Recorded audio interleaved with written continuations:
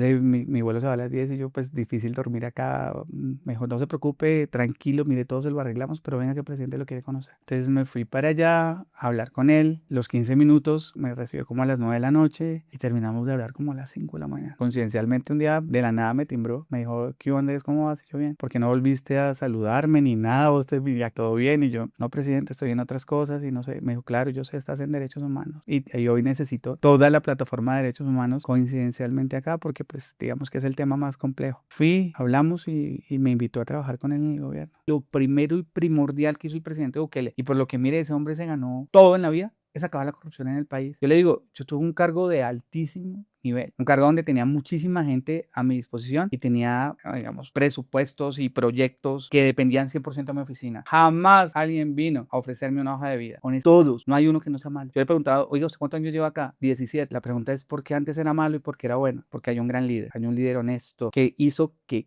se cambiaran las fichas para que todos los que estuvieran a su alrededor fueran honestos y todo hacia abajo cambió. Y se premia ahora ser honesto y el que sale mal del chiste o el que se queda ya mejor metido es el deshonesto. ¿Cuál es el derecho humano más importante? Sin lugar a dudas, la vida es el derecho por excelencia. En 2017 mataron 7.000 homicidios en ese año. El año entrante es el mundial, es medio estadio de fútbol, bueno, un cuarto de estadio de fútbol, depende de dónde esté, pero eso es muchísima gente muerta, asesinados. ¿Está bien? El año pasado murieron 104 personas y 100 fueron en accidentes de tránsito. Perdón, 124. O sea que solamente hubo 24 homicidios. Todos pensamos que Colombia es Bogotá. Y cuando usted va a regiones apartadas, al sur de Colombia, que es medio país, hay ciudades donde el Estado no existe y donde hay, o eres de uno o eres del otro. Y pues digamos que es tu vida, tu familia, tu círculo social. Y pues digamos que es muy complejo cuando no se entienden los factores reales para entender una sociedad. Yo creo que lo del Salvador es una muestra gigante de eso. Aquí o eras de uno o eras del otro, o estabas muerto. Facilísimo. Yo hablo con mucha gente, con muchos colombianos, con mucha gente de muchos países de Sudamérica, pero sobre todo con mis compatriotas. Y en sus ojos veo que se perdió la esperanza. Y de que todos dicen que por el que sea, todos dicen mentiras y todos nos van a robar. Sí se puede. Hay que creer que sí se puede. Hay que tener el corazón claro que sí, que hay esperanza, que hay un mañana y que si pudo El Salvador, todos podemos.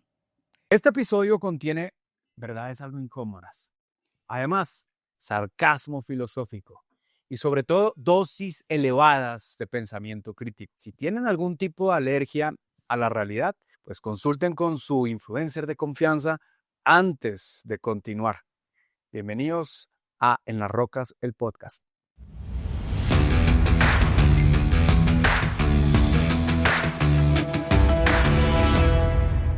Bienvenidos a otro capítulo en Las Rocas, el podcast. Aquí servimos conversaciones en vaso bajo, con hielo grande y con preguntas, eso sí, nada dulces. Hoy en Las Rocas recibimos a un amigo, Andrés Guzmán Caballero. Es abogado colombiano, especialista en Derecho Tecnológico y Evidencia Digital, ¿cierto?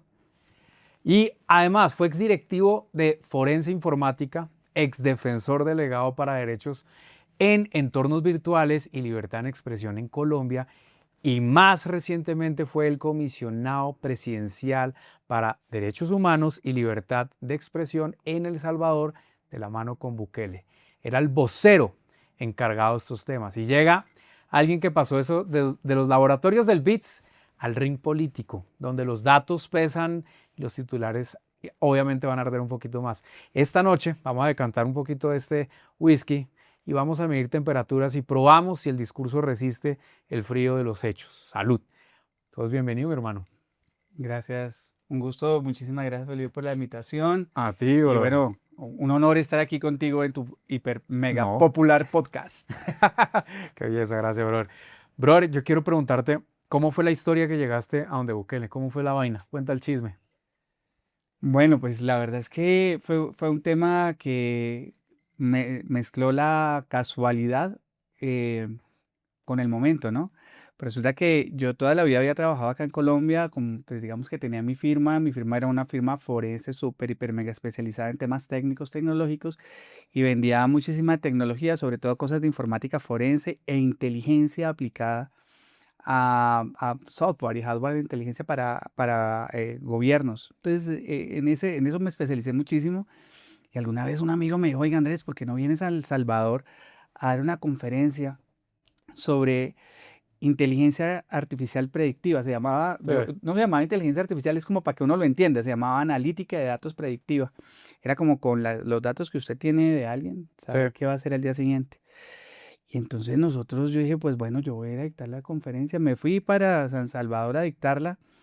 Lo interesante de la conferencia era que eran los ministros, los de inteligencia, eran como los altos mandos del país. Cuando terminé la inteligencia, uno de los ministros se acercó y me dijo, oiga Andrés, el presidente quiere conocerlo. ¿Usted le puede explicar en 15 minutos lo que hablamos hoy? Y yo, pues sí. Pero eran como las 7 de la noche, mi vuelo era a las 10. Yo le dije, pero pues mi vuelo es ya a San Salvador, la verdad no era muy agradable. La verdad, el tema de seguridad ya era terrible, se sentía en el ambiente. La violencia se sentía en el ambiente, el miedo, el terror. No lo dejaban a uno bajar en ningún lado. Era una ciudad difícil donde uno llega y siente la zozobra. Yo le dije, mi vuelo se va a las 10 y yo, pues difícil dormir acá. No, mejor no se preocupe, tranquilo, mire, todo se lo arreglamos, pero venga que el presidente lo quiere conocer. Entonces yo había visto al presidente Bukele que en televisión, el hombre lo vi, la verdad, alguna vez entrando al Congreso y hablando con Dios, él se sentó ahí al frente, le dijo a Dios que lo iluminara y habló con Dios, entonces yo pues lo veía ahí como que este man un personaje. Y así fue. Entonces me fui para allá a hablar con él. Los 15 minutos me recibió como a las 9 de la noche y terminamos de hablar como a las 5 de la mañana. Hablamos de lo divino, de lo humano.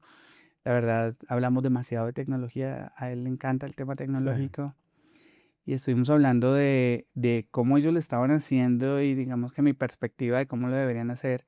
Y pues cómo deberían montar la estrategia para poder lograr con tecnología no solamente ubicar, sino además de eso monitorear y además de eso hacer que hubiese eh, una operación militar con el menor número de bajas humanas, que era, digamos que en ese momento una obsesión del presidente. Él quería hacer una intervención donde pudiéramos coger o detener al mayor número de delincuentes con el mayor número de bajas humanas, sobre todo de la fuerza pública, de la policía, ¿no? Pero sin violentar los derechos de nadie. Y así llegué a El Salvador y así conocí al presidente Bukele. Ahora, digamos que fue un tema de casualidad, comencé a apoyar en esos temas al gobierno y cuando ya todo estuvo bien, pues conciencialmente me quebré. Mi compañía en la pandemia pues, no le fue bien, Ah, fue madre. me endeudé, mantener pues una nómina gigante, todos profesionales, durísimo. Entonces, pues nada, quebradísimo. Y quebradísimo, conseguí trabajo en la Defensoría del Pueblo, allá como que golpeando puertas con amigos, oiga, necesito hacer algo. Mi compañía quedó totalmente quebrada, pero quebrada y súper empeñada. No te imaginas lo difícil. Em, y nada, coincidencialmente un día de la nada me timbró. Me dijo, ¿qué onda, Andrés? ¿Cómo vas? Y yo bien. ¿Por qué no volviste a saludarme ni nada? Vos y aquí todo bien. Y yo, no, presidente, estoy en otras cosas y no sé. Me dijo, claro, yo sé, estás en derechos humanos. Y hoy necesito toda la plataforma de derechos humanos coincidencialmente acá porque pues digamos que es el tema más complejo. Entonces fui, hablamos y me invitó a trabajar con él en el gobierno. Wow, qué increíble. ¿Y cómo fue la experiencia trabajando en esa etapa donde era la más álgida de todas, la que te tocó a ti? Pues digamos que esa es la historia resumida, ¿no? Había dos retos grandes cuando llegué. El primero era pues mostrar la verdad. Es decir, no, digamos, no maquillar nada, sino mostrar lo que estaba pasando. Y una cosa súper difícil era ver cómo internamente hacíamos unos cambios gigantes en todos los temas, con las víctimas, en el sistema penitenciario, en el sistema judicial, pero no podía decir nada.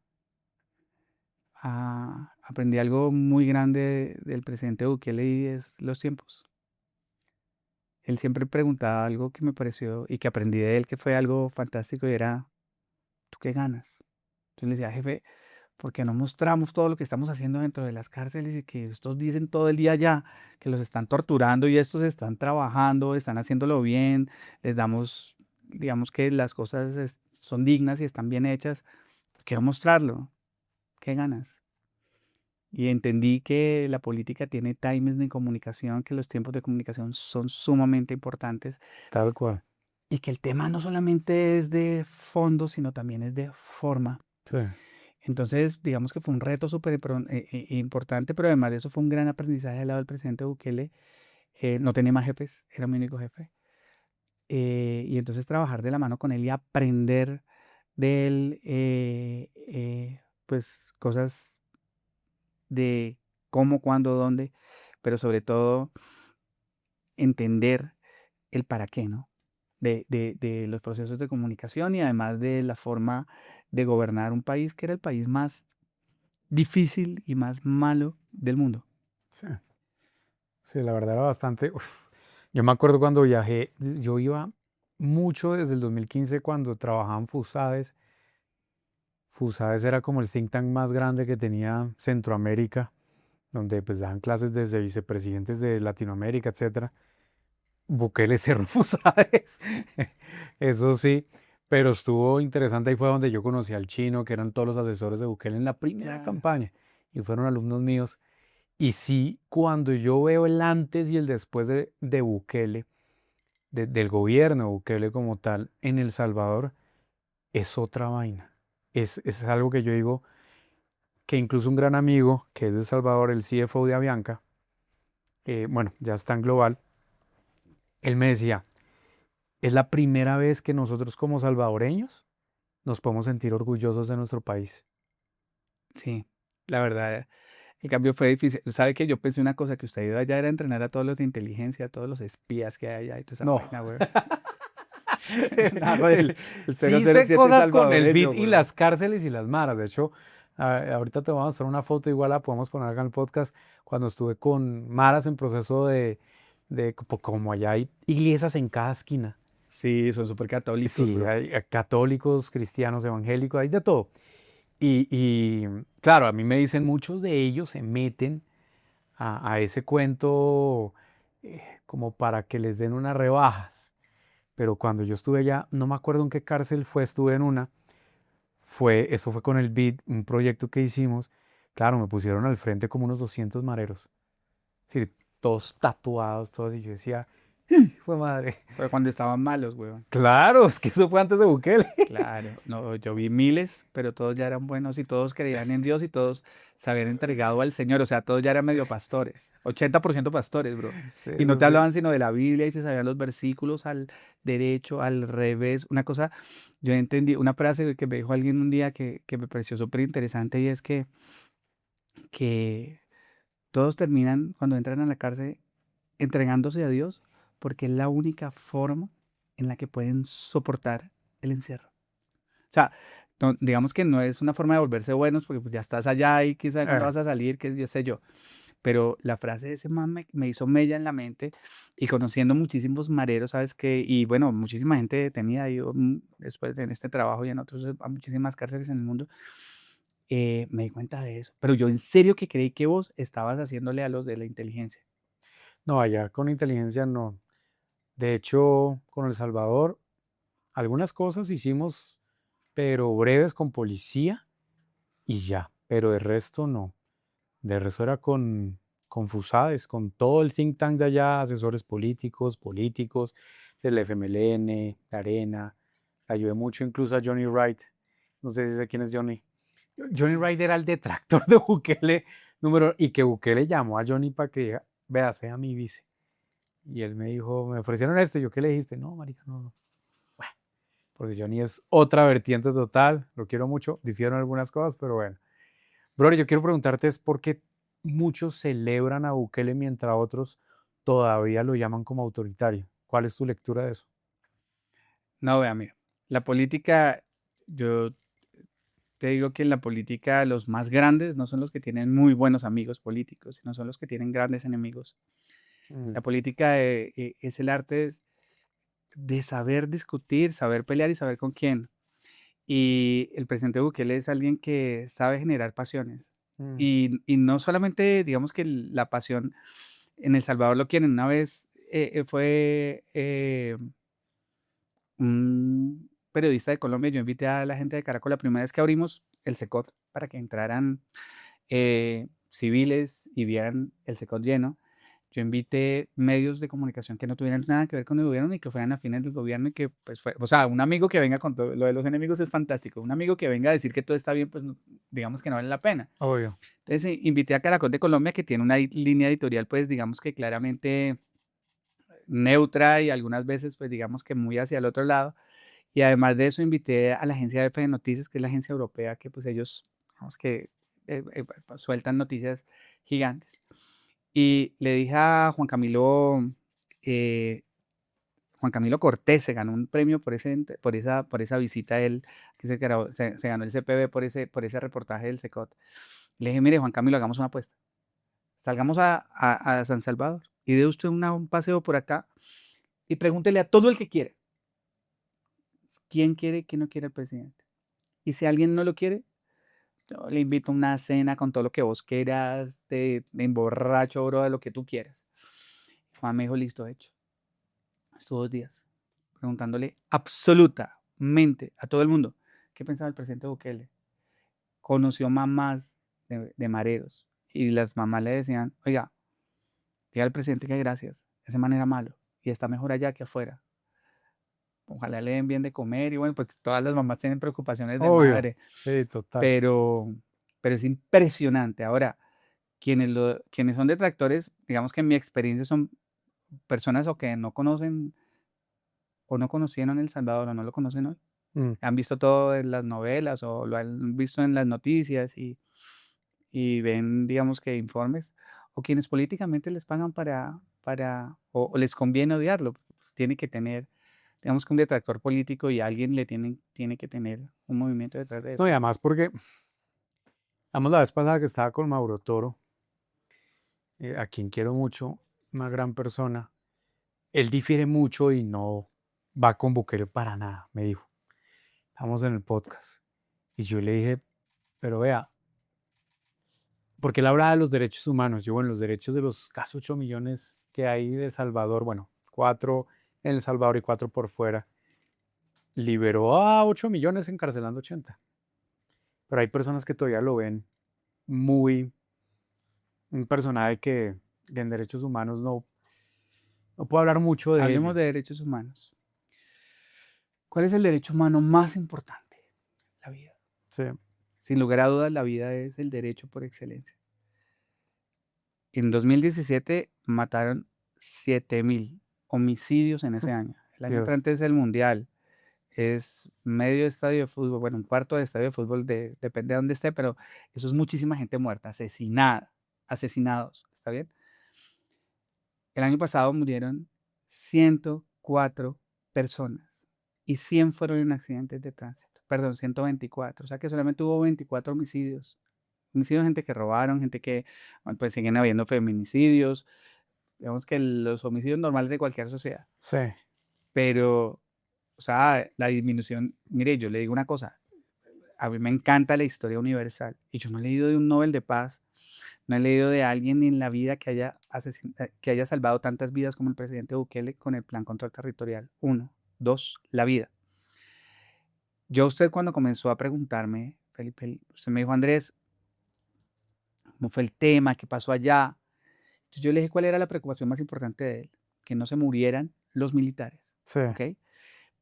Pero en eso el Plan Control Territorial fue muy estratégico. Y cuando usted se pone a buscar y busque donde quiera, los números de muertos mareros Mm. dentro del Plan Control Territorial y policías muertos están detenidos, sí, pero no han matado a ninguno.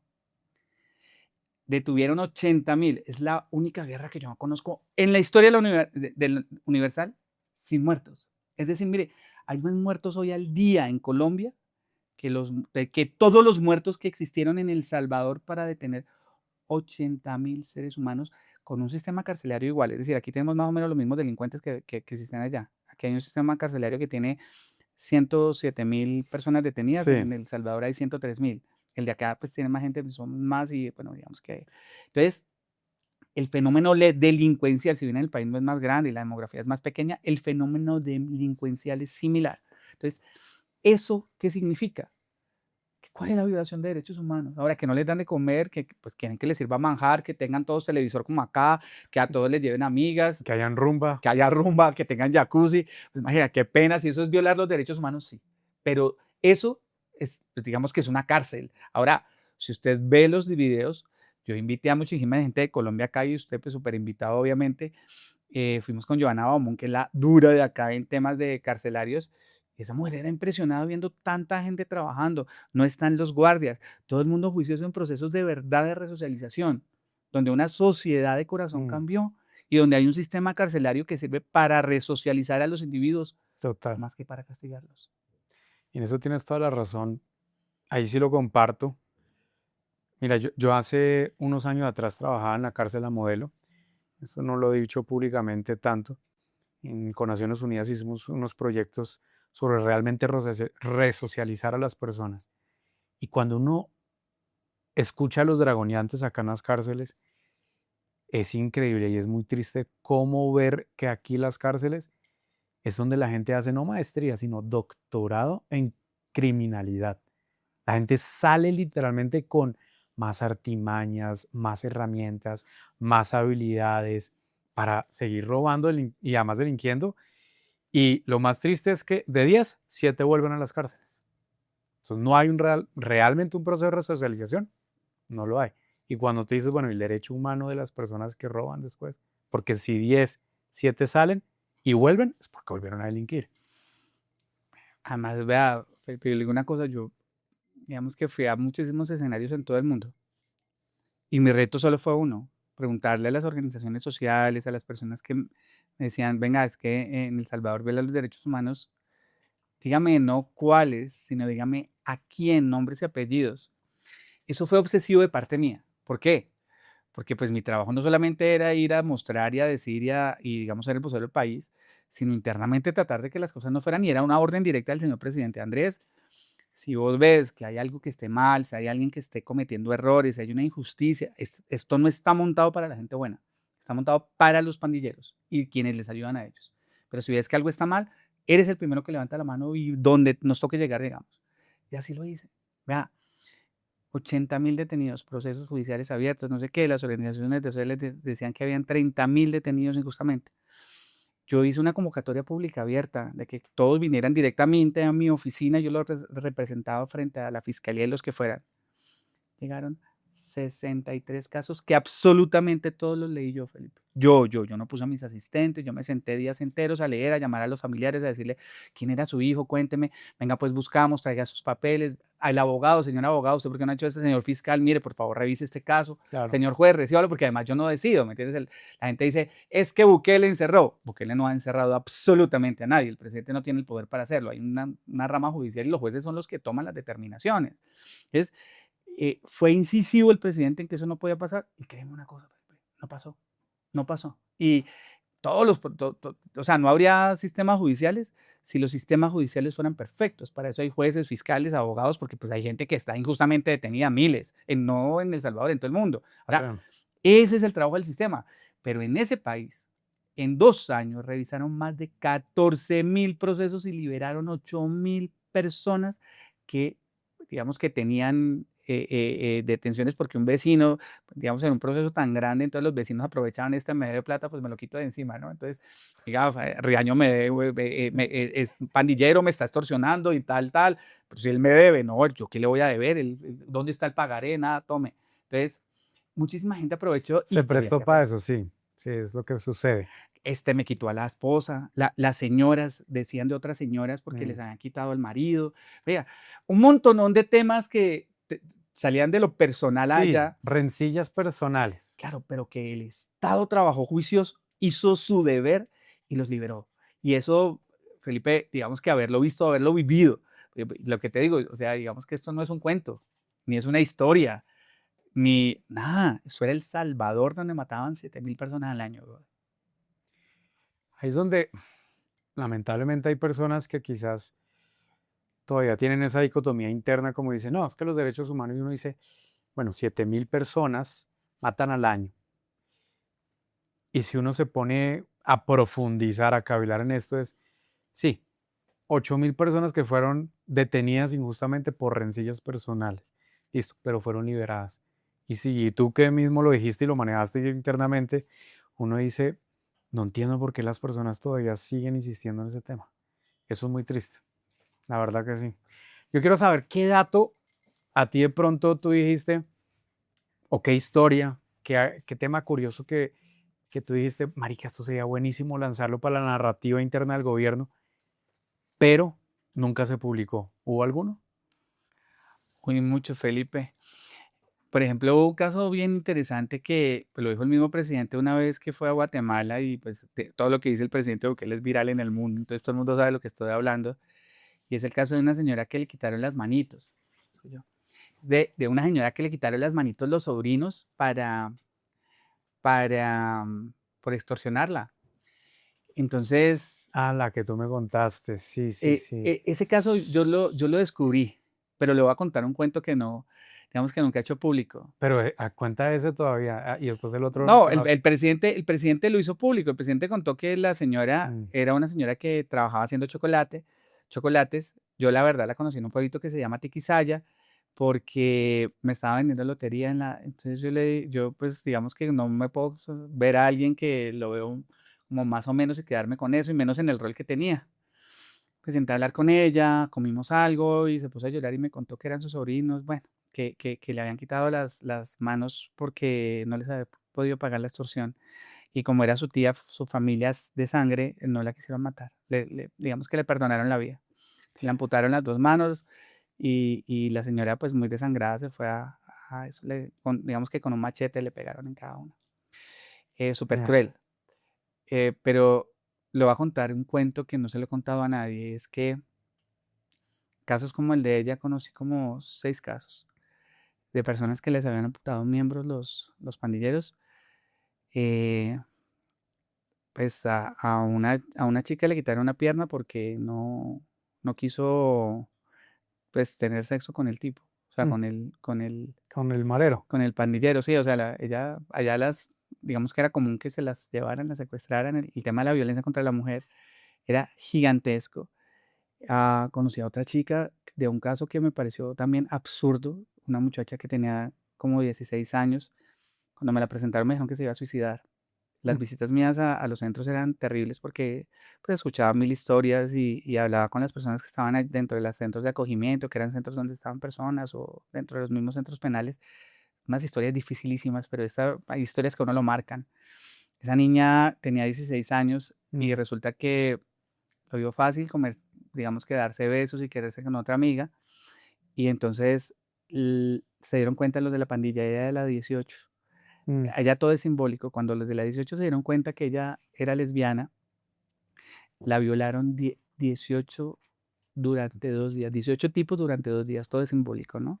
Entonces, ella quedó embarazada. Dios. A la amiga, a la novia, la mataron. Ella quedó embarazada y pues estaba en el centro de acogimiento porque quería suicidarse. Simplemente, imagínate, ¿yo qué hago? O sea, mataron a mi amiga, yo estoy Mm, embarazado y no sé quién es, no sé dónde están los tipos, no sé ni quiénes eran, o sea, y pues yo no quiero más vivir más. O sea, súper difícil darle opción. En El Salvador es delito el aborto. sí. Em, entonces, digamos que en esos centros de acogimiento lo que hacemos es acogerla, salvaguardar la vida del bebé para que cuando el bebé nazca, pues se da en adopción o se tiene dentro de los centros y a ella se le da ayuda psicológica como menor. Pues historias como esas había miles, Felipe. Usted no se imagina lo duro que es trabajar en un país que ha pasado por un ciclo de violencia tan grande y tan fuerte como el de las pandillas. Sí, porque además poca gente desconoce, perdón, poca gente conoce, oh, puta, esa historia está pesada. Poca gente conoce el tema de que ellos vivieron también una violencia, no sé cuántos años fue, entre la guerrilla y también el país, y salir de eso para entrar a las pandillas más grandes en el mundo. Una Entonces, guerra. sí, una guerra, porque literalmente además era cultural, porque es que además me pasó, hay dos historias, una que la viví, pues no yo directamente, podría decir que indirecto.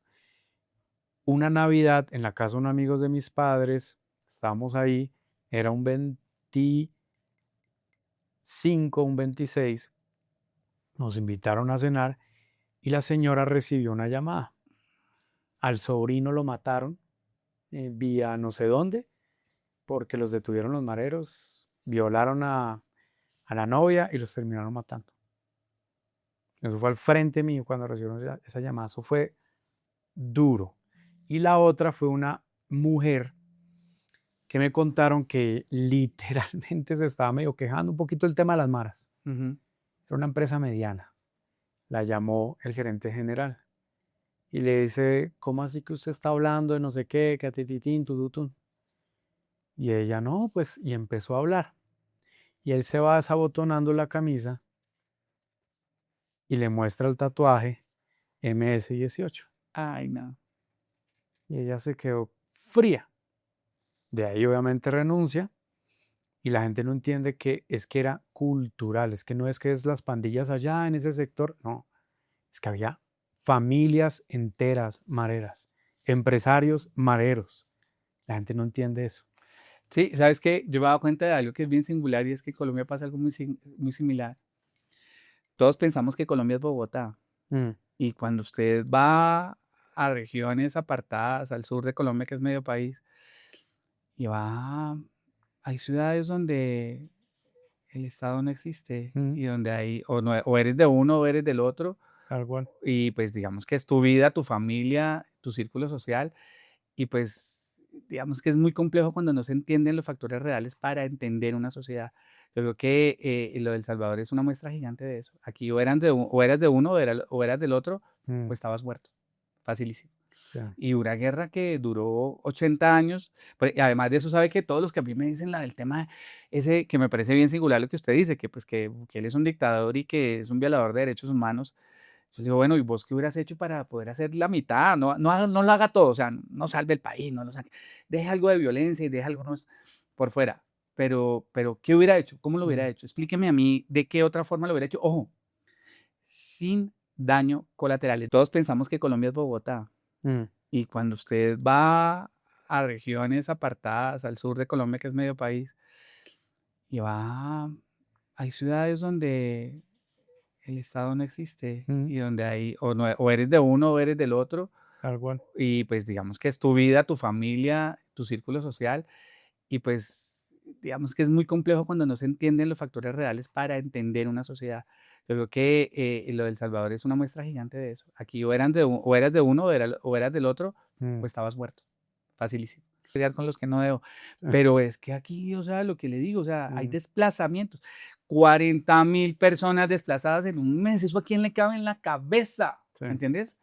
Eso, o sea, eso es un tema brutal desde el punto de vista y estos son los que se levantan a decir que el presidente Bukele es un violador de derechos humanos. O sea que, vea, le digo una cosa, yo no he trabajado con una persona que ame tanto a su pueblo, que respete tanto a su pueblo y que quiera lo mejor para su país como el presidente Bukele. Yo aprendí mm. de él o entendí de él eso y que es un gran hombre, yo lo admiro muchísimo y no es porque haya trabajado con él, creo que claro, fue gigante conocerlo, pero creo que es un gran hombre. Sí, es verdad. ¿Comiste ajiaco con él? Porque le encanta el ajiaco. No, vea que yo le encanta, o sea, digamos que como que la debilidad del dulce. Una noche estábamos, me acuerdo, ya sentados trabajando y se trabaja por las noches porque le gusta trabajar de noche, comienza como a trabajar a las 9 de la noche. Entonces le voy a contar una infidencia, se sentó así y me dice, Andrés, pues la vida mía es difícil, me toca, pues mi trabajo es duro, no puedo salir mucho, ajá, o sea, no sale a nada, no le gusta el trago, tiene su esposa, su casa, su familia, su nombre es súper de familia. Mi único vicio se lo va a contar. Y entonces yo me asusté, dije, no, marica, hay cosas que no debería saber, yo mejor me paro, me voy. Cuando saca una caja de cornflakes de acá detrás, dice, De cornflakes. de cornflakes de Kellogg's, saca y dice, me gustan los cornflakes, weón. Y cuando estoy pensando cosas y estoy dilucidando, pues como cornflakes. El vicio de ese man, pues los cornflakes. Pues me parece un tema muy simpático del ¿Qué hombre. otro chisme así infidencia hay de Bukele? No, yo qué le cuento, no, Pero que se pueda contar, obviamente. no, yo no sé qué más se puede contar. Lo que le digo, pues es un tipo que trabaja muchísimo. La verdad que del contexto de nosotros, 90% es trabajo, trabajo, trabajo, trabajo, trabajo. Además es un hombre concentradísimo y conmigo traía un trabajo muy grande. Digamos que una de las ventajas que yo tenía cuando Mm. llegué allá era que no tenía contexto político. Entonces no conocía a los políticos de allá, no sabía quién era quién y a todo el mundo le daba igual. Además de eso, vea, pues usted me conoce, hermano. Yo puedo estar sentado con el mismísimo Donald Trump, con la reina, no sé qué, y soy el mismo man. Y Mm. hablo exactamente igual y digo las mismas estupideces o cosas inteligentes que puedo decir cuando las puedo decir. Entonces yo con el presidente siempre fui igual, pero él digamos que a mí veía esa ventaja que con todo el mundo era igual y a mí no me importaba si era del partido, si no era del partido, si era ministro, si era amigo del presidente o del uno o del otro, mi trabajo. Pero como no tenía contexto político ni contexto social, sí me tuvo que explicar muchísimas horas, muchísimas cosas. Entonces decirme, mira, es que aquí, por ejemplo, el tema de la prensa, entonces, digamos, tú, vos qué pensás, yo, pues yo pienso que todos se la pasan diciendo que no los dejan hacer, pero dime cuándo. No hay un tweet que se les quite, no hay un tweet, ni siquiera los denuncian. Todo el mundo dice lo que quiere, no hay una cámara rota, no hay un periodista detenido. Ahora, si lo encuentras, me lo muestras. Lo busqué como loco, no encontré un solo periodista detenido en El Salvador. Pero es que ellos dicen que ellos se, pero, ¿me entendés? Entonces, Mm. digamos que tener todo ese contexto y entender todo quién era él, pues digamos que fue parte del trabajo que yo hice con él, que era, pues, digamos que el trabajo más grueso, que era darme contexto, pero con toda la autonomía que tenía y sobre todo con la ventaja de no conocer a nadie. Y Claro, eso, digamos que al final lo convertimos en una ventaja, ¿no? pues sí. Brother, yo sí quiero saber qué promesas de pronto de Bukele que quiso hacer que todavía no se han cumplido, por ejemplo. Pues mira que él está obsesionado con ayudar a la gente y hay un tema que es el tema de los precios de la comida. El Salvador tiene un problema que es muy parecido al de Colombia y es que la tierra no está industrializada. Eso es un problema grande y viene histórico, ¿no? Sí. Porque como era un país comunista, entonces a todo el mundo le dieron un pedacito de tierra. Entonces cada quien tiene una vaquita y tiene 3 papas y 2 hortalizas que siembra y eso es lo suyo. Mm. Entonces no, digamos que no es como el sistema americano que se unieron todos, hicieron industrializar la tierra, lo que hace que haya muchísima comida. Allá no. Entonces, El Salvador es muy caro desde el punto de vista agropecuario. Entonces, él siempre ha estado muy obsesionado con bajarle los precios a los alimentos. El monopolio de los alimentos, pues lo tienen varios empresarios. Entonces, crearon una cosa que se llama los agromercados y pues han traído mucho, de forma mucho más económica los alimentos. Pero digamos que El Salvador tiene 2 problemas graves. El primero es la falta de material humano calificado, o sea, no hay gente muy pila que esté metida en el tema. Y el otro tema es que pues existen em, industrias grandes como esta, por ejemplo, de la importación de alimentos, que como que convenientemente no deja que se industrialice o se genere una agronomía sostenible. Ok. Entonces, eso, por ejemplo, es una obsesión de él, bajarle los precios para que la gente pueda comprar mejor comida y mucho más barata De que lo hecho, básico. y además lo que me encantó fue lo que acaba de hacer él. Me encantaría conocerlo. Yo me acuerdo que cuando mis padres vivían allá, yo iba a la plaza, Ujú. a la placita. Y esa plaza era, puta, como hoy en día ir, no sé, eh, a cualquier sitio de plazas que hay realmente de cualquier ciudad industrializada de Colombia. Y cuando él montó, ¿cómo es que se llama esa plaza que la hizo San Miguel, la de San Miguel? Esa. San Miguel. Y es un edificio enorme. Hace nada, hace como menos de 4 meses, 3 meses la inauguró. Yo dije, qué espectáculo. Ojalá eso lo tuviéramos nosotros en nuestro país. Es impresionante lo que él incluso, pues lo que me dices, que le está metiendo la ficha a eso, pues ahí se ve.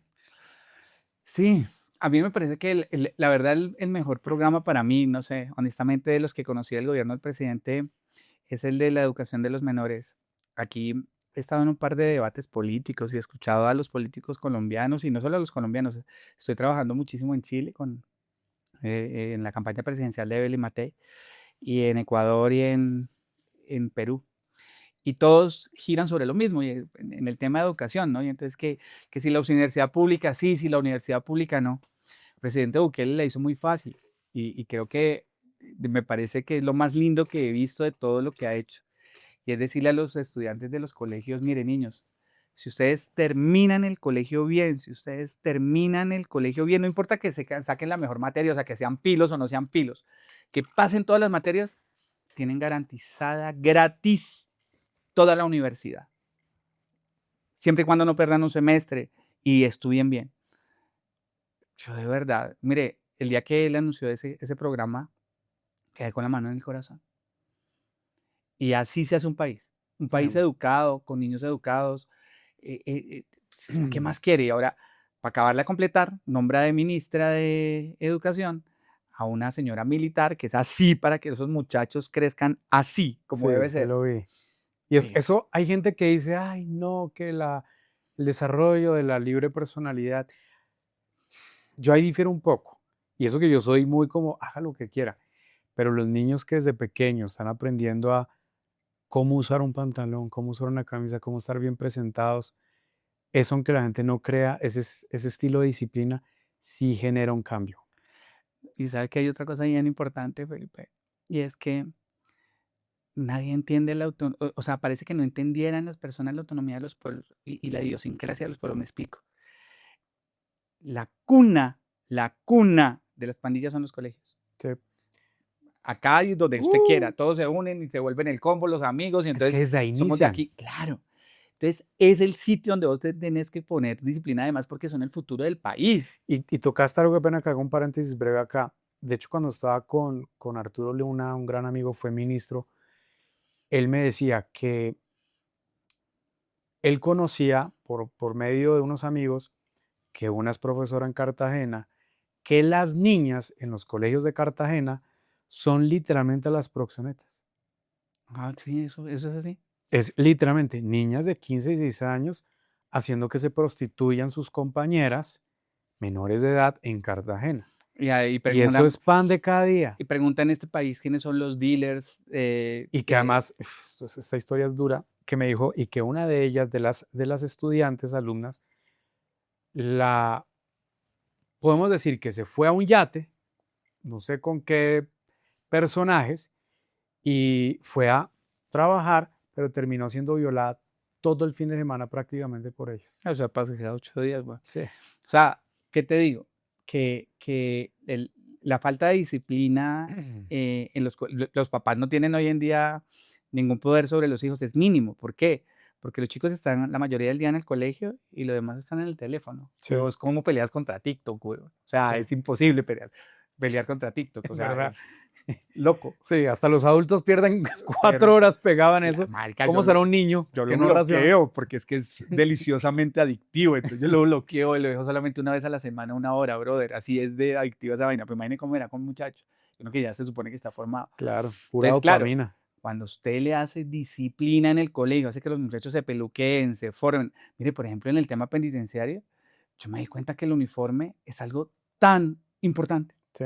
tan importante dentro de la disciplina que debe haber en un centro penitenciario. Ahora, en la educación estudiantil, pues también, no es que yo sea el más conservador, brother, y no es que no quiera que los muchachos tengan libre personalidad. Tengo hijos y quiero que sean felices, pero que sean buenas personas y que les sirvan a la sociedad, que tengamos sociedades mejores.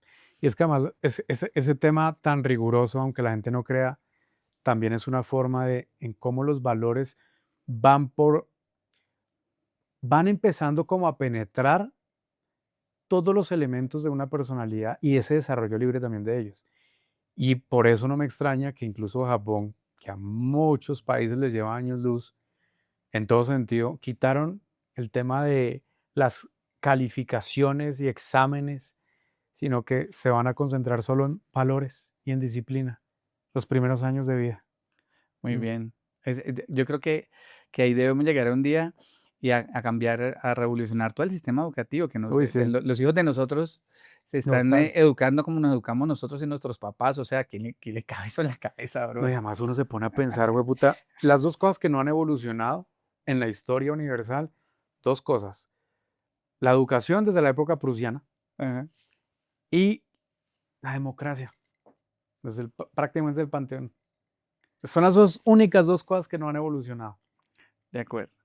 Y eso yo siento que hay que hacer. Ahí sí apoyo a Petro. Reforma. Sí. De resto, nada. Bro, yo quiero saber qué historias tú les puedes contar entonces a la gente que todavía sigue insistiendo que lo del modelo de Bukele no funciona, que eso yo no coincido, no sé. ¿Qué puedes contarles? Bueno, mire, yo le Que quiero tú decir estuviste una cosa. adentro. Sí, yo creo que algo, digamos que algo vital, no te voy a contar te voy a dar una chiva para tu podcast. Y es que acabo de terminar de escribir un libro. Se llama El Mm, Método Bukele. uy, felicitaciones, weón. Bueno, Dime por eso. bueno, esperemos que encontremos editorial para sacarlo. Sí, no, claro que sí. Mm, ahí estamos en eso. Entonces, lo terminé y pues digamos que en el libro cuento eso.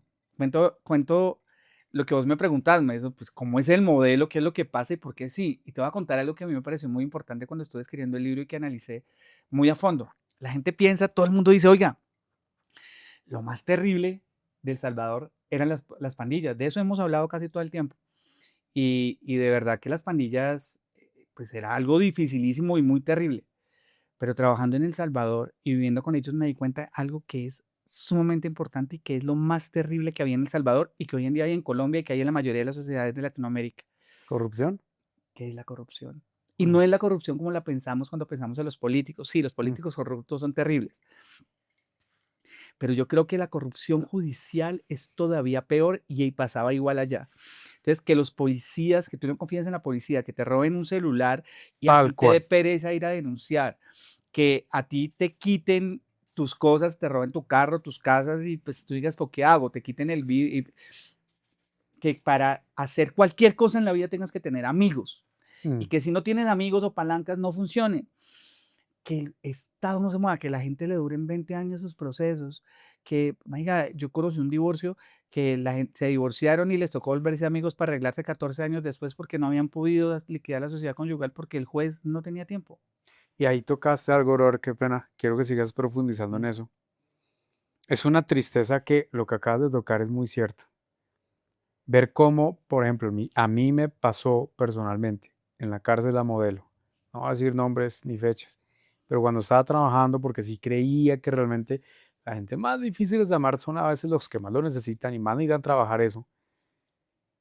Me tocó echarme para atrás porque el director de ese entonces fue arrestado por corrupción. Y a veces uno no dice, puta, es jodido. Es jodido trabajar en un lugar como Colombia, donde uno quiere apostarle al país, pero el mismo sistema está hecho para ser carcomido por la corrupción, por policías o por militares, y es triste. Y sabes qué es más triste, Felipe, que hay una inversión de valores. Mm, Y el tonto y el estúpido y el imbécil es el honesto. Y todos los demás somos vivos porque todos vamos en el negocio, todos mm. estamos viendo. Yo tengo amigos y me dan, ¿me entendés? Entonces, Serán Pon se volvió lo normal. Y el pendejo es el que se deja coger Ujú. o el que no se mete en la rosca.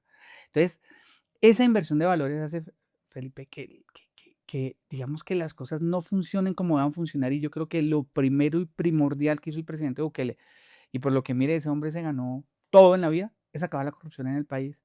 Yo le digo, yo tuve un cargo de altísimo nivel, un cargo donde tenía muchísima gente a mi disposición y tenía, bueno, digamos, presupuestos y proyectos que dependían 100% de mi oficina. Jamás alguien vino a ofrecerme una hoja de vida. Jamás alguien me pidió un contrato. Jamás me llamó un compañerito de trabajo que eran ministros, que eran otros comisionados, Sí, ni siquiera el nepotismo. mismo presidente a decirme, Andrés, recíbame a esta persona para ver si hablan de tal tema. Absolutamente nada. Para mí era dificilísimo conseguir un funcionario en mi oficina porque nadie me daba una hoja de vida. O sea, ni una recomendación conseguía yo por mi cargo. Y porque no debe ser así. Las personas deben entrar por sus valores y por Competencias. las competencias que tienen, por lo que Mm, estudiaron, por lo que sea, o pues son pilos. Pero entendí que sí se puede y que El Salvador era mucho más corrupto de lo que es Colombia. Era uf, mucho más malo de. Vea, y otro ejemplo gigante, los policías que estaban en El Salvador en la calle eran corruptos, todos eran amigos, los llevaban, los soltaban, conocían a los mareros. Los guardias de los centros penales eran corruptos como los de acá, entraban los teléfonos, les llevaban las viejas, hacían toda la locura. Y hoy son los mismos guardias y son honestos. Son honestos, todos. No hay uno que no sea malo. Yo le he preguntado, oiga, ¿usted cuántos años lleva acá? 17. La pregunta es, ¿por qué antes era malo y por qué era bueno? Porque hay un gran líder, hay un líder honesto que hizo que se cambiaran las fichas para que todos los que estuvieran a su alrededor fueran honestos y todo hacia abajo cambió. Y se premia ahora ser honesto y el que sale mal del chiste o el que se queda ya mejor metido es el deshonesto. Entonces, funciona. Pero ahí, eso me parece interesante, eso no lo sabía.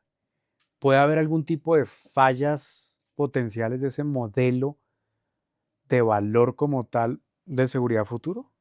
Tú de pronto, viéndolo y analizándolo como el abogado del diablo del tema, Todo lo de que dependa de los humanos, de lo que sea humano, hay fallas. tiene fallas. Sí. Y pues si algo le pasa al presidente Bukele, pues quién sabe qué pase. Si algo le pasa a Osiris Luna, que es el director de centros penales, quién sabe qué pase. Si algo le pasa al ministro Villatoro, que es el ministro de Justicia, quién sabe qué pase. Lamentablemente, por ejemplo, se murió en un fatal accidente el director de la policía, que fue un eje fundamental de todo el plan de control territorial, de la parte operativa. Eh, Mi general, le decía yo de cariño, se cayó el helicóptero, un helicóptero donde traían unos delincuentes, Ah, qué vaina. y, y- pero el proyecto sigue y la policía sigue y a la policía no se cayó nada, digamos que se movieron las fichas como se debía mover. Yo creo que pues el proyecto es un proyecto a largo plazo y lo otro es que, pues, que la gente lo quiere, ¿no? Bastante, el 86% del país, la favorabilidad más grande, las más altas del mundo. ¿Quién podría ser el relevo de Bukele si el día de mañana él dice, imito? No sé. ¿No? ¿No has visto a alguien ahí? Yo no me atrevo a decir, a meterme en política.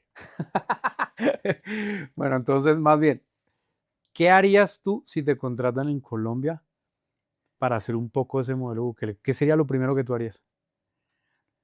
Yo creo que la dignificación de las cárceles es algo primordial en Colombia.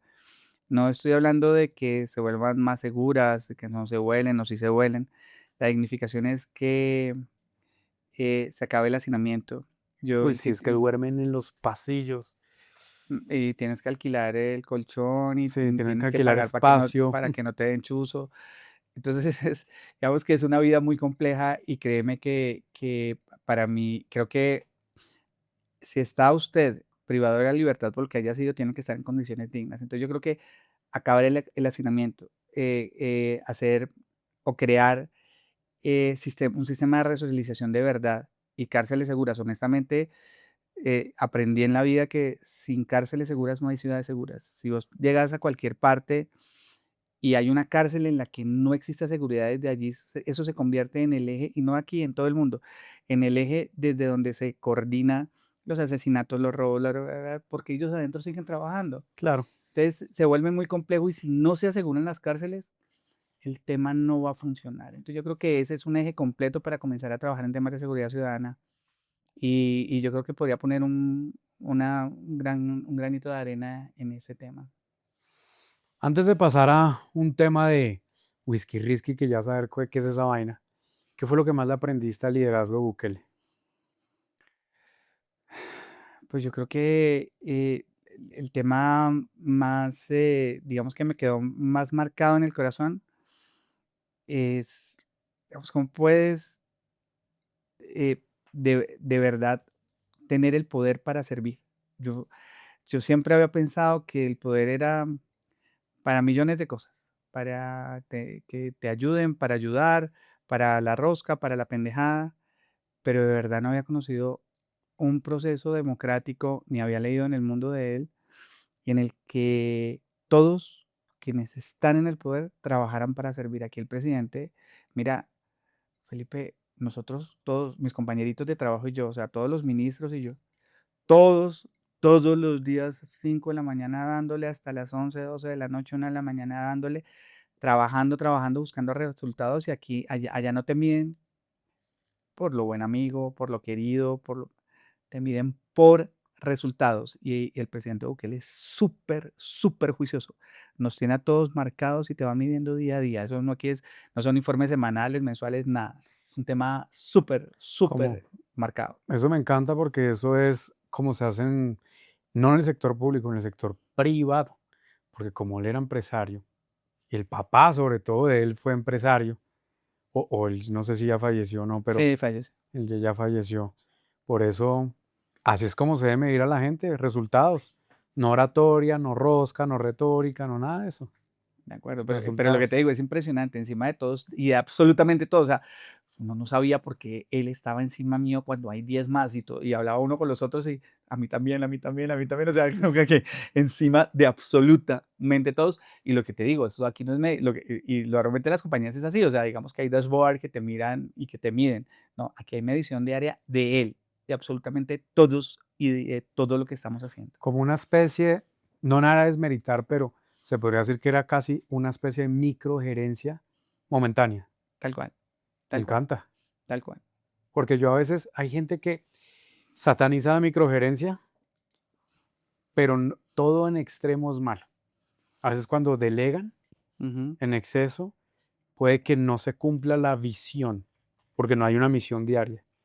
Y me encanta eso que estaba encima de ustedes, entonces como diciendo, ¿qué hubo? ¿Qué pasó? Resultado, muestra aquí, tal cosa. Que eso fue un poco como lo que hizo Uribe, que una gran amiga, Paula Moreno, que fue la primera ministra afrocultura acá en Colombia y fue la Uribe, me decía, Felina, impresionante como Uribe literalmente era todos los días. Nos venía diciendo, mija, comunicaciones, mija, comunicaciones, ¿qué tiene para mostrar hoy? Todos los días. Estoy de acuerdo. Y lo que le digo, al final, yo no sé, uno se pone a leer en temas de gerencia, vos sabes que yo también he sido empresario y toda la cosa toda la vida, y yo creo que la verdad revelada es solo una, y es que funciona lo que da resultados. Tal cual.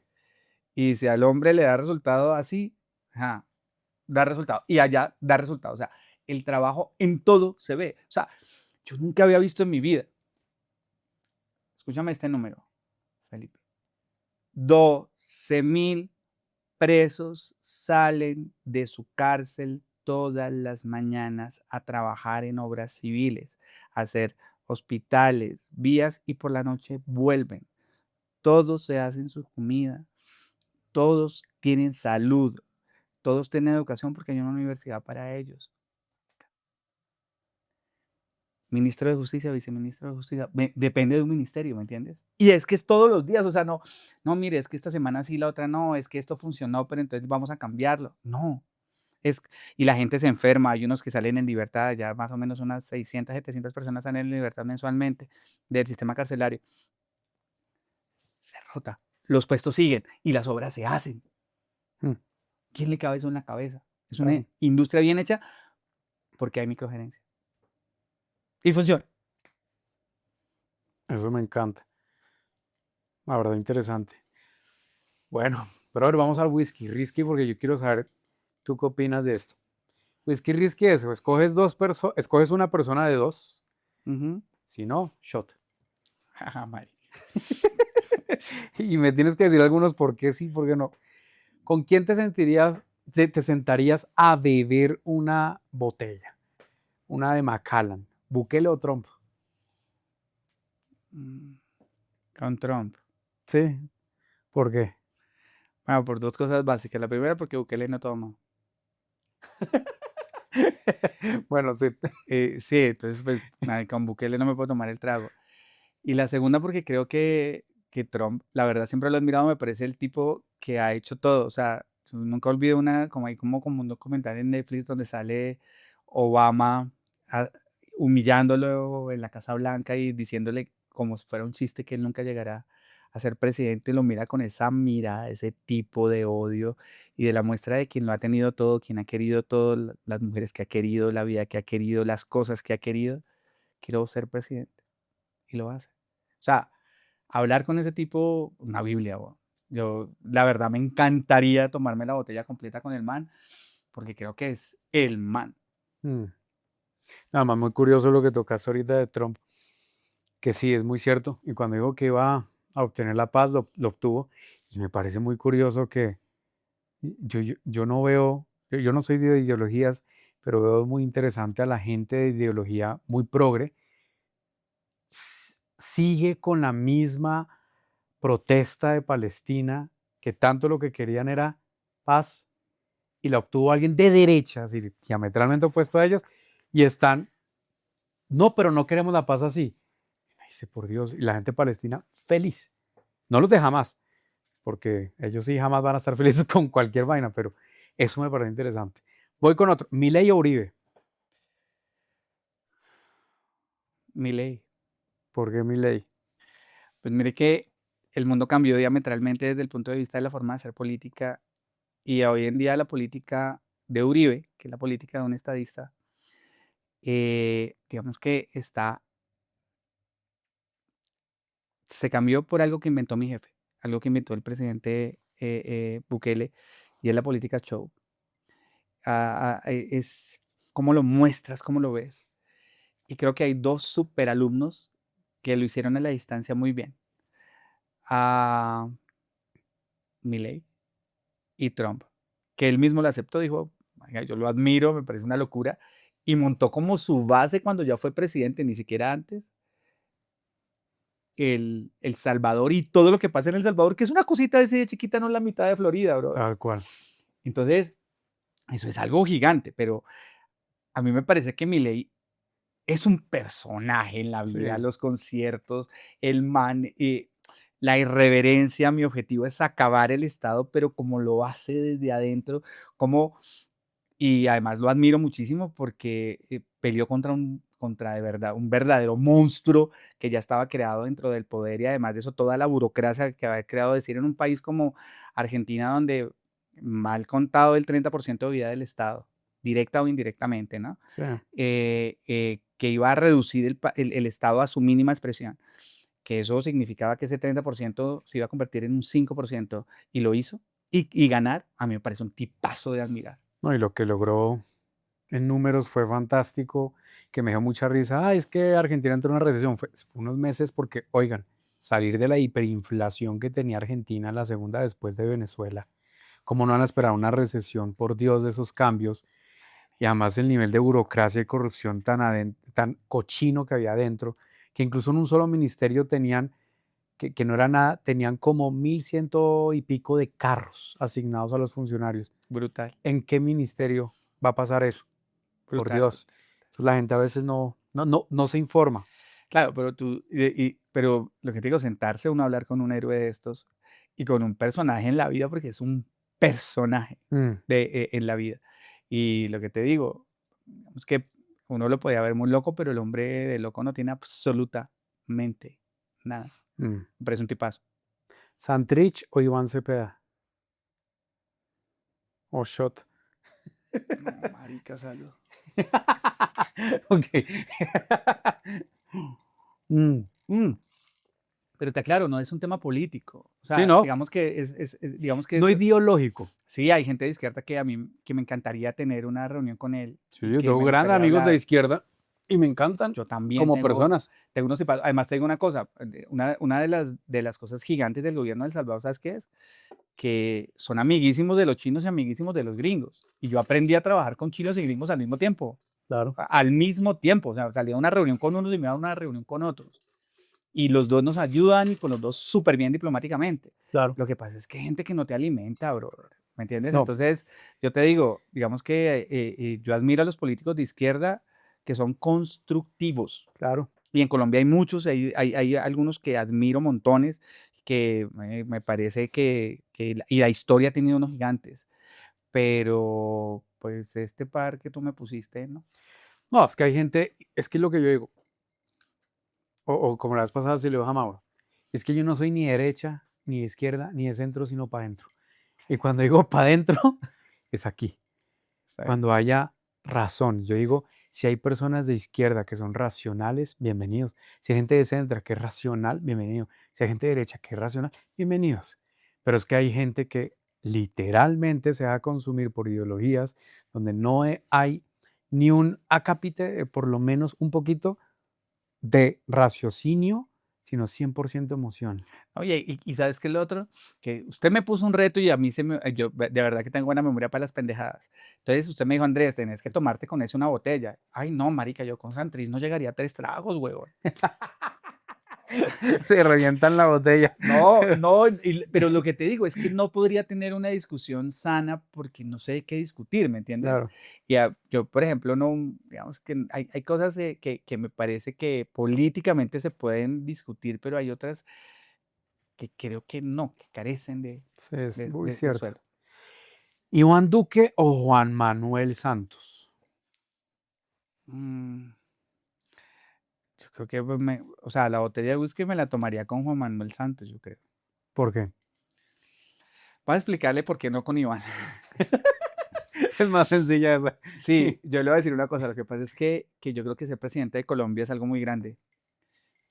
Toda la vida lo he pensado. Creo que Colombia es un país divino que tiene comida, tiene minería, tiene una gente fantástica. Cuando uno sale y vive por el mundo, se da cuenta que los colombianos somos lo mejor de lo mejor. No solamente como personas, o sea, la gente colombiana es súper richaracera, somos súper rumberos, súper extrovertidos, súper bien. Pero además de eso, gente muy inteligente. O sea, la pilera, Sí, Colombia exporta inteligencia para todo, ¿no? sí. Para lo malo y Para para lo lo bueno. malo y para lo bueno. Sí. Pero somos pilísimos para todo. O sea, si usted ve a alguien muy malo, también va a haber alguien muy bueno. Y los gobiernos nos llevan en, bueno, más que somos muy buenos. Y lamento muchísimo que Iván Duque haya sido presidente 4 años de Colombia y no haya hecho nada. O sea, digamos que su gobierno bandera era, perdón Iván, pero era el tema de la economía naranja. Y pues yo no sé Sí, que todavía, nunca nadie entendió eso. no sabemos qué es. Y Sí. entonces ahí después dicen, no, pero es que le tocó la pandemia, pues aquí les han tocado cosas peores. Dígame, pongamos un ejemplo, a Ernesto Samper, qué gobierno tan desgraciado, todos los días lo querían sacar, que esto es una vaina horrible, pero hizo el CISBEN, brother.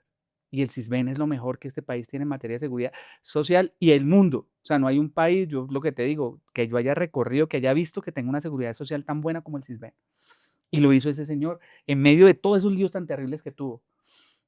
El presidente Santos, lo pueden criticar, le pueden disparar, pero firmó la paz, hizo la JEP, es un sistema de justicia, malo, bueno, lo que sea, pero hizo algo.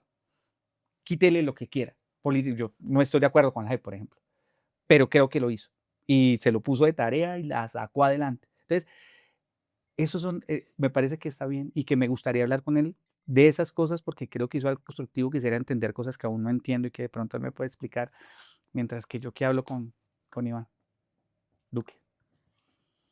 ¿De DJs? Sí, sí, sí, sí, de DJs. Sí. Bueno, ¿Fajardo o Gaviria? Salud. Ok, bueno. ¿Luna o Galán? Bueno, Iván me parece un tipazo. Iván Luna me parece un tipazo. ¿Mm?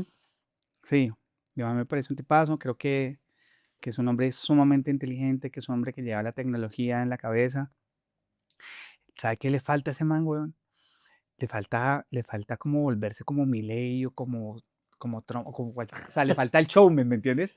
Porque el man es muy tieso, muy tieso, muy tieso. Yo le preguntaría a Luna, ¿usted por qué carajos puso a Pinturita viceministro? Esa es la única pregunta que yo le haría a él. ¿Qué vio en él? Esa es la única que yo le haría. Por eso ahí te hago la pregunta, ¿Daniel Quintero o Gustavo Bolívar? O Shot. Uy, no, Daniel Quintero 1000 veces, weón. Ese man es un personaje, me encanta el hombre como personaje político, ¿no?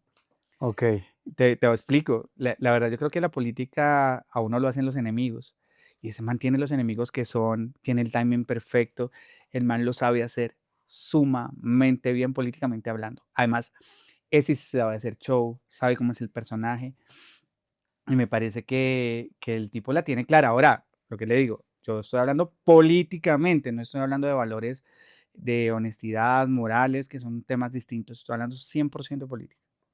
Caballo. Y además lo que te digo, o sea, Sí, digamos que en esos temas morales sí, digamos que políticamente soy muy serio y no, digamos que no estoy de acuerdo ok. con muchas cosas. Caballo Vicky. Ay, a mí me gusta más Vicky. Yo me tomaría la botella con Vicky. ¿Sí? Ay, sí. Porque con caballo Más bien esa sí.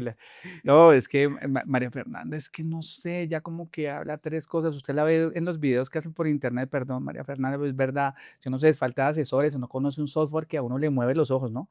Pero entonces se nota que está leyendo y entonces cuando habla, pues sí, digamos que dura como 3 minutos coherente y después de ahí se desconecta.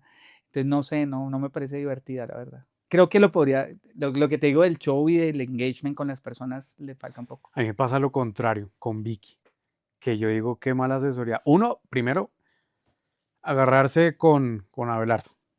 Es decir, tratar de buscarle como rencilla. En lo personal, yo digo, el mismo error de siempre la derecha es tratar de dividirse. Pero sobre todo yo le diría a Vicky, ¿por qué esos bailecitos? Yo ahí sí le diría, más bien, ¿quién la está adorando, mía? Porque yo no he visto acá al menos haciendo un No, baile de marica, TikTok. usted me está poniendo a tomarme una botella de whisky con algo. Usted no me Bueno, está preguntando políticamente cuál me parece más divertida o menos divertida. Obviamente, yo le digo, de Vicky, eh, estoy de acuerdo en que no debería haber peleado, o sea, digamos que sacado esas cosas ahora con Abelardo, sí, porque ella lo que hace es darle importancia y tirarle todo el engagement que tiene a él. no, y además eso Y fue es un un error, boomerang. es un error. Porque uno se pone a ver, yo me pongo a ver todos los comentarios de todo, de Cárdenas, de Luna, Cabal, de todos, de Cepeda, de todo, a todos los sigo. Y cuando ella sacó la primera vez eso, yo vi todos los comentarios, ni uno positivo. Todo el mundo le empezó a dar, y no eran bots, muchos eran que uno decía, interesante esto. Le voy a explicarlo, cómo yo veo la política, ¿no? De Colombia, ahora mismo, en la elección. Yo creo que aquí, al, al 20 de diciembre, el trabajo es que conozcan a los candidatos, o Sí, sea, que sepan que tú eres candidato, sin importar qué dices ni para dónde vas. Entonces, el que todas las semanas dé la vuelta por la mente de las personas es importante. Yo creo que el tema, por ejemplo, de Vicky ha perdido vigencia, no por los demás, sino porque ella misma ha dejado de buscar vigencia, sí. al punto que hasta Petro se olvidó de ella, marica. Eso ya es mucho, güey. El man no la volvió a tuitear, no le volvió a decir nada, ¿me entendés? Entonces, Mire, sí. eso pega. Y además, de hecho, hoy que estaba con alguien que estimo mucho y que lo vamos a tener acá luego, fue a almorzar con Mario Hernández y hablamos de esto. Me dice, Chino, ¿qué opina usted de Vicky? Y yo le dije, Mario, yo siento que Vicky ya llegó a un techo y Vicky cometió un error. Vicky sigue como una periodista intentando militar como una política. Y ya nos ha quitado esa bandera todavía de periodista.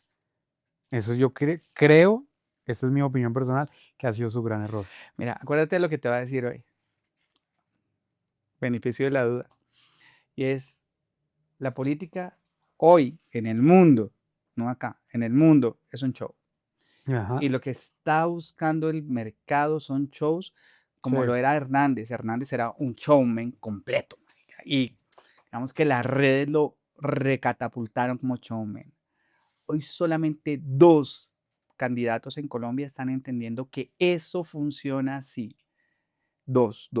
Daniel Quintero, Daniel Quintero y Abelardo de la Espriella. tal cual. Son los dos que lo están haciendo muy bien desde el punto de Sí, vista del manejo del show, sí.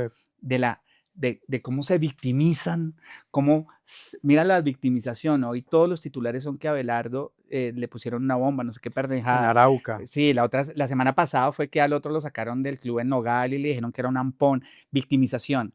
El héroe sale con la bandera en Ujú, la no sé dónde, el otro se para a decir que es el salva. ¿Me entendés? Es un show. sí, Y si tú no haces el show, entonces, claro, cuando tú consigues un asesor que te dice, loco, tienes que ser un estadista y decirlo políticamente correcto, cometieron un error contigo. sí. Políticamente hablando, ¿no?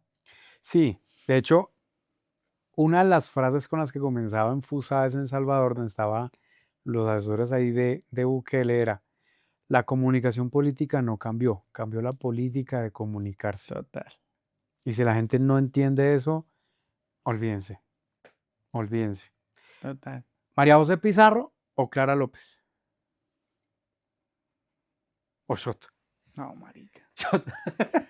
Ok. Es, Shot entonces. Aquí otra que va a estar de pronto un poco más compleja.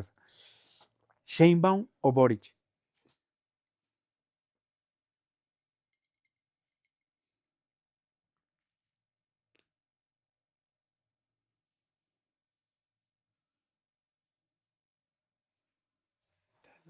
Shot. sí, te voy a Listo. explicar algo de la vida. Mm, mm, yo creo que hay dos temas, políticamente hablando, hay dos formas en que los gobiernos, las sociedades. Al final, el presidente de un país es el que representa a una sociedad, ¿no? Ah, Pueden tomar decisiones. Y yo creo que lo de México es lamentable. O sea, sí. que vos te pares y digas, mire, ¿sabe qué? No vamos a perseguirlos, vamos a dejar que hagan lo que quieran y vamos a, perdón lo que voy a decir por la palabra, digamos, soez para describirlo, traquetear y hágale trabajo, mijito. Me parece que no está bien, ¿me entiendes? Me parece que es entregarse, Arrodillarse, más que entregarse, sí. arrodillarse a la delincuencia, a lo malo, a los zampones, digamos que las vidas que por lo menos en mi país, Colombia, ha cobrado el narcotráfico son terribles y entregárselo todo a esa gente no me parece que sea honesto. Y ahí tocaste algo que recuerdo de Bukele, que vi una entrevista, pues no sé si fue entrevista, porque lo ha hecho varias veces, o fue en un consejo de ministros. Él dijo, ¿por qué en países como en Estados Unidos, donde el terrorismo no tiene una región, no la tienen, hay microtráfico, hay proxenetas, hay PIMS, hay de todo, pero no hay región? ¿Por qué en países como en Colombia, que hay un lugar, sabemos dónde están literalmente los narcos, dónde están todo, pero también en México, ¿por qué el Estado no entra? Porque trabajan con el Estado. Punto. Y cuando uno ve a una Sheinbaum y a AMLO, López Obrador, diciendo, somos un gobierno de abrazos, no de balazos.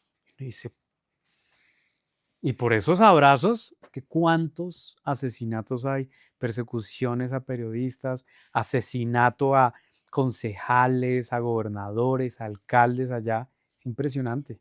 Y el nivel de corrupción de allá, esa sí está, yo creo que hasta peor que en Salvador en aquellos entonces. Yo le quiero hacer usted una pregunta, brother. Yo sé que usted me trajo a mí a preguntar, bro, es que no me puedo ir de acá sin hacerle a usted una pregunta. ¿Le puedo hacer una pregunta? Claro. ¿Usted qué piensa de que una actriz porno que se llamaba como Amaranta se esté lanzando al Senado, brother? ¿Has visto a Amaranta Han, que era una como Mm, periodista? sí, sí, sí. ¿Usted qué piensa de eso?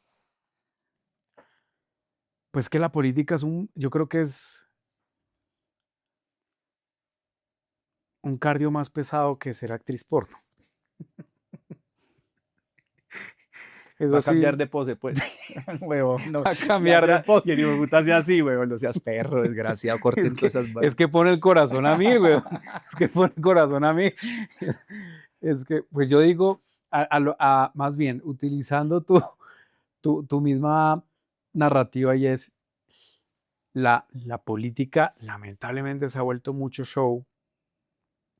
Y como yo digo, la comunicación política no cambió, sino la política de comunicarse. Pues es que hoy en día uno ve a cualquier persona lanzándose porque por buenas intenciones se hacen mayores males. Pues no, te tomaría la botella de whisky con ella, obvio. No, hombre, no, no, no. Me la tomé más bien con Flavia Dos Santos, que pronto sacamos un podcast con ella. Está bueno. Sí, eso con ella sí. Sexóloga, no, no actriz porno. No, por no decir otras cosas. Pero yo sí opino que hoy en día, a ver, hay algo que Humberto Eco decía. La sociedad llega a su máxima decadencia cuando nace un nuevo Coliseo Romano. Mi opinión personal, eso es muy personal, son las redes sociales, lo que es el nuevo Coliseo Romano. Y cuando uno ve que llega una nueva tipo de dictadura, y no hablo de una persona, sino puede ser una cultura en general, porque se le hace una cultura hoy en día al agrado, una cultura a, por ejemplo, las redes sociales de entre más likes, engagement, más soy como persona. Y tristemente uno ve esa dictadura alrededor de todo esto. Ya no es pan y circo, ahora es post y circo. Y lamentablemente eso ha hecho que le dé un megáfono, no al pueblo, como yo digo, el vulgo, porque ya se vulgarizó literalmente todo. Se vulgarizó el conocimiento, se vulgarizó la educación, se vulgarizó la política, se vulgarizó todo. ¿Tú quieres que te cuente algo? Sobre ese tema, mira que yo estuve pensando un montón sobre el tema de eso, porque dije, oiga, estará bien o estará mal, pero yo creo hoy que al final la democracia, la base es que exista una representatividad de los factores reales de poder. Es tan lamentable que en Colombia las niñas cuando salen del colegio tengan tan poquitas opciones y la ¿Mm? mayoría termine webcam o prostituta. Cartagena es horrible, unas cosas, uno ve unas vainas dificilísimas. Y que alguien que lo vivió, que ha sido prostituta, llegue allá y Pero ¿con que qué intención lo hace? ella dice Porque que eso lo quiere, desconozco. ella dice que quiere representar a las prostitutas también y que pues quiere, que son muchísimas, que es verdad, y que quiere que tengan una representación, una voz en el Congreso y que representarlas, decir lo que ellas piensan. Pues a mí me parece que es lo mínimo que debería tener una sociedad y reflejarse Yo como digo, es dentro de su si la Congreso, ¿no? intención de la persona, de cualquier líder, no me importa dónde venga, izquierda, centro, derecha, si es con una intención llevada a una acción para hacer un bien y no hacer un mal, bienvenido todo el mundo. Yo en lo personal pienso de eso. Pero cuando hoy en día se vulgariza ciertas posiciones de poder, como por ejemplo el ministro este de igualdad, Ministra, respete, hombre. sí, porque él se dice se autonomía marica, porque no se dice mujer, pero pues Ujú. dijo que sí, que no, bueno, todavía, mejor dicho, género no binario pluscuamperfecto, llamémoslo así.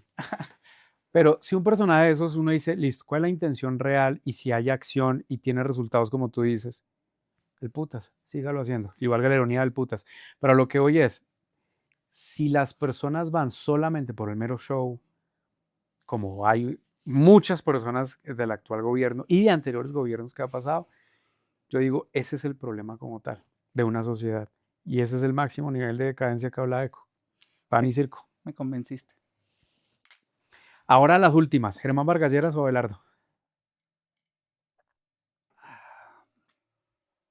Mm. Casi fue shot. No, hablemos con Germán. Germán, Mm. a mí me parece interesante igual. Yo no sé. Yo a los dos. Yo a los dos. Y por último, ¿la OEA o la ONU? O shot. No, no, yo trabajé con los dos, o sea, trabajé con la OEA muchísimo en la 6DH, me di golpes, me saqué chispas. Y con la ONU, pues yo creo que con la OEA tenemos que hacer las paces, hagámosle con la OEA. Ok, súper.